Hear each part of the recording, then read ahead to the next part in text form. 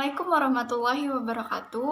Nama saya Angela Putri Awalianti dari kelas 12 Farmasi. Nah, di sini aku akan bahas materi Bahasa Indonesia bab 2, yaitu novel sejarah. Yang mau aku kasih tahu, yang pertama yaitu definisi novel sejarah, struktur novel sejarah, dan kaidah kebahasaan dari novel sejarah. Yang pertama, apa sih yang dimaksud dengan novel sejarah?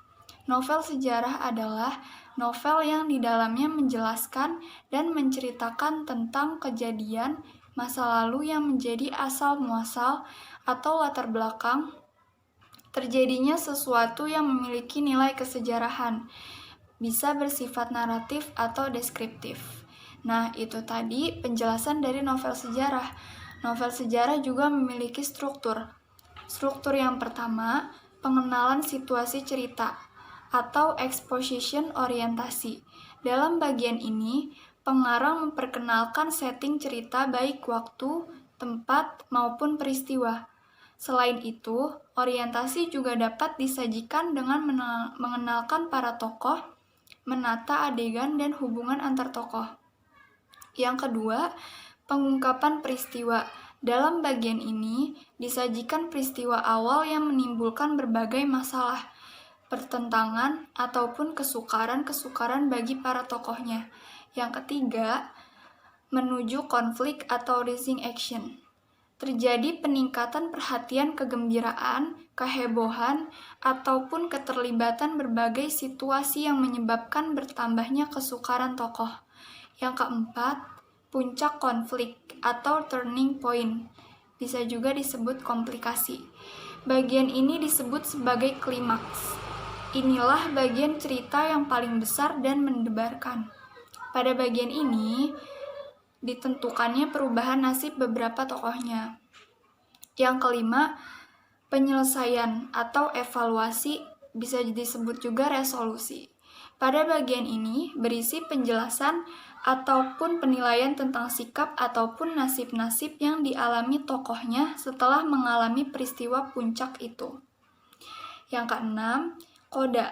Bagian ini berupa komentar terhadap keseluruhan isi cerita yang fungsinya sebagai penutup. Komentar yang dimaksud bisa disampaikan langsung oleh pengarang atau dengan mewakilkan pada seorang tokoh. Nah, teman-teman, yang tadi itu struktur novel sejarah.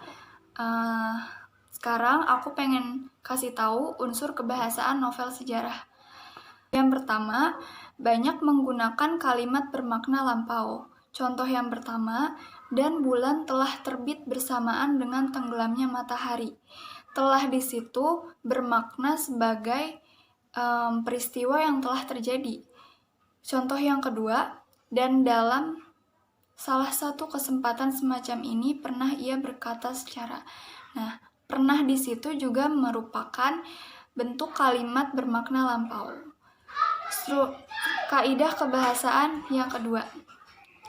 Banyak menggunakan kata yang menyatakan urutan waktu, konjungsi kronologis atau temporal.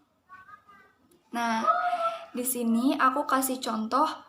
Mula-mula pertikaian berkisar pada kelakuan Trenggono yang begitu sampai hati membunuh abangnya sendiri.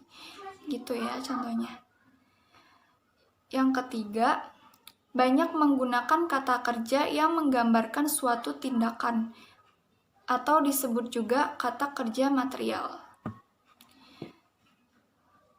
Yang keempat, banyaknya menggunakan kata kerja yang menunjukkan kalimat tak langsung sebagai cara menceritakan tuturan seorang tokoh oleh pengarang.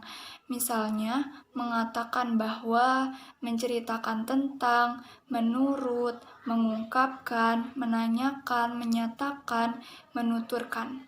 Kaidah kebahasaan yang kelima, banyak menggunakan kata kerja yang menyatakan sesuatu yang dipikirkan atau dirasakan oleh tokoh. Disebut juga kata kerja mental. Misalnya, merasakan, menginginkan, mengharapkan, mendambakan, mengatakan, menganggap. Unsur kebahasaan yang keenam, menggunakan banyak dialog. Hal ini ditunjukkan oleh tanda petik. dan kata kerja yang menunjukkan turunan langsung.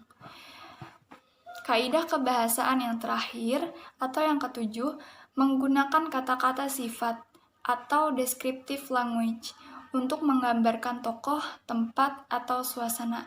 Nah, teman-teman, segitu dulu ya yang bisa aku bahas.